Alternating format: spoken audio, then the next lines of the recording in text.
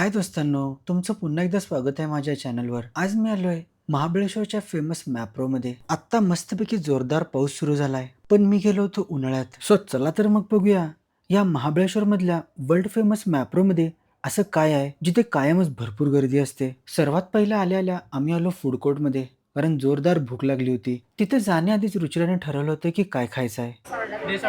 आता आम्ही घेतलेला आहे classic sandwich, Italian delight, pizza, choco cream, ice cream दोन दोन घेतलेस काय?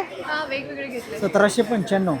या 4 आयटम्समध्येच बिल 1795 होऊन गेलं होतं. सर्वात पहिलं आलं होतं सँडविच. मॅप्रोला आलोय आणि स्ट्रॉबेरी व्हिप क्रीम घेतलं नाही असं होऊ शकत नाही. इथं आमची ऑर्डर आलेली आहे. पिझ्झा फक्त राहिलाय, स्ट्रॉबेरी, चॉकलेट आणि सँडविच. एवढं मोठं सँडविच बघू शकता. आतापर्यंत एवढं मोठं कधी बघितलं नव्हतं. Let's see. सर्वात पहिला व्हिप क्रीमच ट्राय करतो.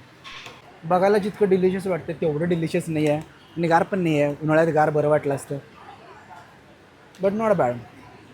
कॉस्टिंग खूप कॉस्टली आहे.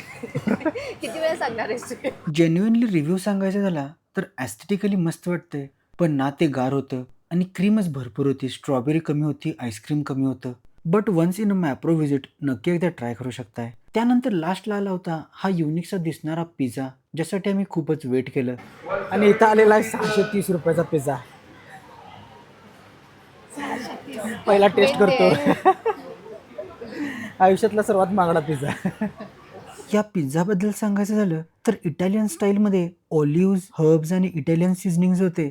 पण टेस्टमध्ये यापेक्षा आपला रेग्युलर कॅफे आणि डॉमिनोजवालाच बेटर आहे. But once in a blue moon एकदा ट्राय करू शकताय मॅप्रोला आलाय म्हणून. लंच झाल्यानंतर आम्ही यांची प्रॉपर्टी एक्सप्लोअर केली. इथे भरपूर सारे ॲक्टिव्हिटीज आणि शॉपिंगचे ऑप्शन्स आहेत. आम्ही ॲक्टिव्हिटीजनं डिच केलं, कारण ते काय कुठल्याही मॉलमध्ये मिळून जातील. So let's go to shopping. इथे सगळे आयटम्स परचेस करण्याआधी तुम्हाला टेस्ट करायला मिळतात. सो मग आम्ही काय सुट्टी देतोय होय? एक आयटम सगळे टेस्ट केले आणि जे पण काय काय चांगलं वाटत होतं ते सोबतच बास्केटमध्ये ऍड करत होतो, कारण काय यांच्याकडे ऑप्शन्स भरपूर आहेत, कन्फ्युजन व्हायला नको. या धगधगत्या गरमीमध्ये हे कोल्ड्रिंक्स म्हणजे जणू काय अमृतच वाटत होते. चॉकलेट्स, जेलीज, खाकरेस आणि भरपूर साऱ्या प्रकारचे ड्रिंक्स ट्राय करून झाल्यानंतर आमचं बास्केट फुल झालं. सो आम्ही गेलो बिलिंग सेक्शनला. तिथल्याच अशा या मोठ्या कूलरची हवा खाऊन आम्ही बाहेर पडलो आणि मॅप्रोच्या गेटच्या समोरच हे असे स्ट्रॉबेरीवाले उभारले होते. बघताना खूपच टेम्पटिंग आणि मस्त अशी रसरशीत स्ट्रॉबेरी होती. भरपूर साऱ्या स्ट्रॉबेरीज, रसबेरीज ट्राय करून त्या कारमध्ये ठेवून समोरच ॲडव्हेंचर ॲक्टिव्हिटीज करायला आम्ही आलो. या अम्युजमेंट पार्कमध्ये काय काय ॲक्टिव्हिटीज आहेत ते तुम्ही या पोस्टरवर पाहू शकताय. पण आम्हाला मेन अट्रॅक्ट केलं होतं पेंट बॉलने. पण ती ॲक्टिव्हिटी नेमकी आहे कुठं हे सांगायला कोण तयार नव्हतं. सो 2-3 जणांना विचारल्यानंतर आम्हाला ॲक्च्युअल लोकेशन कळाली. सो या ब्रिजवरनं चढून आम्ही दुसऱ्या साईडला गेलो. याच्याच खाली गोकार्टिंगचा पण ट्रॅक बनलेला आहे, ते नंतर ट्राय करूया. सो इथं आलेल्या पहिला यांनी आम्हाला त्यांचा प्लॅन समजवला. 30 गोळ्यांसाठी 500 आणि 50 गोळ्यांसाठी 700. सो आम्ही 30 गोळ्यांचा घेतला. त्यानंतर आम्हाला असं सेफ्टी किट मिळालं, ज्यामध्ये आर्मीवाल्यांसारखा ड्रेस, फुडून मागून कव्हर होणारं जॅकेट, हेल्मेट आणि ही अशी गन मिळाली होती. ड्रेसेस इतके पण काही क्लीनली मेंटेन नव्हते आणि गनबद्दल सांगायचं झालं तर 3 गनमध्ये गॅसच कमी होता. त्यामुळं पेंटबॉल जास्त काही लांब फायरच होत नव्हता आणि आम्हाला पण यातली काही माहिती नव्हती. सो मध्येच गेम थांबवून आम्ही परत त्यामध्ये गॅस बदलायला लावला.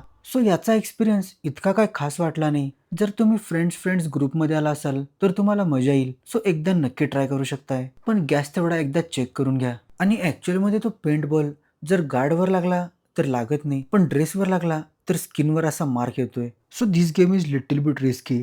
Try at your on risk. त्यानंतर आम्ही आलो गो कार्टिंगला, जिथे सिंगल गो कार्ट 400 आणि double seat go kart 600. So बबलूने घेतली सिंगल कार्ट आणि मी आणि रुचिरा बसलो डबल कार्टमध्ये. या गाडीला ग्राउंड क्लिअरन्स अजिबात नाही आहे. F1 ट्रॅकची जशी गाडी असती तसं जमिनीवर बसून चालवल्यासारखं वाटतंय आणि सस्पेन्शन इतकं स्टिफ आहे की एक दगड जाणवतोय आणि सीट पण अजिबात कम्फर्टेबल नव्हती. सो ओव्हरऑल गो कार्ट इतकी काय खास नव्हती, पण पळवायला मजा येत होती. आणि एक एक्स्ट्रा टिप म्हणजे सिंगल गो कार्ट पळायला फास्ट आहे, टर्निंग रेडियस कमी आहे, सो तिला चालवायचा एक्सपिरियन्स चांगला आहे. डबल गो कार्टमध्ये पिकअप पण कमी आहे आणि टर्निंग रेडियस जास्त आहे, सो ड्रिफ्ट बिफ्ट काय मारता येत नाही. या सगळ्या ॲक्टिव्हिटीज करून झाल्यानंतर आम्ही परत आलो आमच्या रिसॉर्टवर. या रिसॉर्टचा डिटेल व्लॉग तुम्हाला पिन कमेंट आणि डिस्क्रिप्शनमध्ये मिळून जाईल. हा व्हिडिओ आवडला असल्यास तो व्हिडिओ पण नक्की एकदा बघा. थांबा आत्ता लगेच जाऊ नका, अजून हा व्हिडिओ संपायचा आहे. यानंतर दुसऱ्या दिवशी आम्ही ॲक्च्युअल महाबळेश्वर गावात आलो. इथे 100 रुपयाचं पार्किंग करून आम्ही शॉपिंग स्ट्रीट एक्सप्लोअर केली, जिथे या स्ट्रीटचं काम चालू होतं.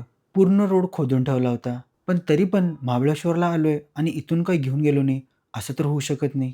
म्हणून इथले फेमस फज, स्वीट्स, कॅन्डीज, वेगवेगळ्या प्रकारच्या चिक्कीज अशा भरपूर साऱ्या गोष्टीच घेऊन आम्ही लंचसाठी थांबलो. मध्येच एका ठिकाणी गोळावाला दिसला. जो गोळा ट्राय केला तो पण खूप मस्त होता. त्यानंतर रुचिराला लास्टला महाबळेश्वर सोडण्याआधी आणि एकदा स्ट्रॉबेरी क्रीम खायची होती. पण मी ती पार्सलमध्ये घेतली जी दिसायला खूपच भंगार वाटत होती. सो यावर आमचं खूप भांडण झालं. तरी पण तिने खाल्ली. त्यानंतर पावभाजी आणि झुणका भाकरी थाळी खाऊन आम्ही घरी परत निघालो. इतका कडक उन्हाळा असताना सुद्धा महाबळेश्वर आणि पाचगणीमध्ये हिरवळीची अजिबात कमी नव्हती.